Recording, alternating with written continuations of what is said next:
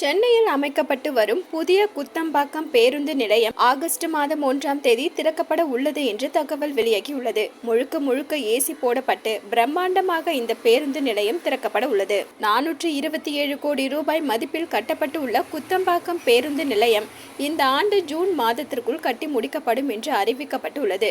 ஜூலை மாதம் சில சோதனைகள் மேற்கொள்ளப்பட்டு ஆகஸ்ட் மாதம் 1ஆம் தேதி திறக்கப்படும். 98% இதன் கட்டுமானம் முடிந்துள்ளது. அழகுபடுத்தும் பணிகள், மின்சார இணைப்பு பணிகள் உட்பட 10% பணிகள் அங்கே நடந்து கொண்டு இருக்கின்றன. பூந்தமல்லியில் இருந்து இயங்கி வரும் பேருந்துகள் இடமாற்றம் செய்யப்பட உள்ளது.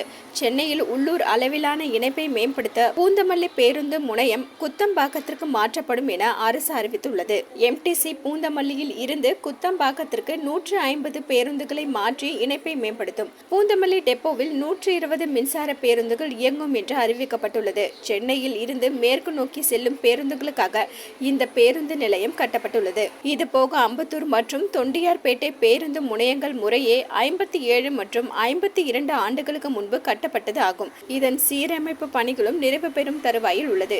இதுபோக செங்கல்பட்டு மற்றும் மாமல்லபுரத்தில் புதிய பேருந்து முனையங்கள் கட்டப்பட்டு வருகின்றன. சென்னை முழுவதும் உள்ள 9 பெருநகர பேருந்து முனையங்கள் பயணிகள் பயணத்தை எளிதாக்கும் வகையில் நவீனமயமாக்கப்பட்டு வருகின்றன.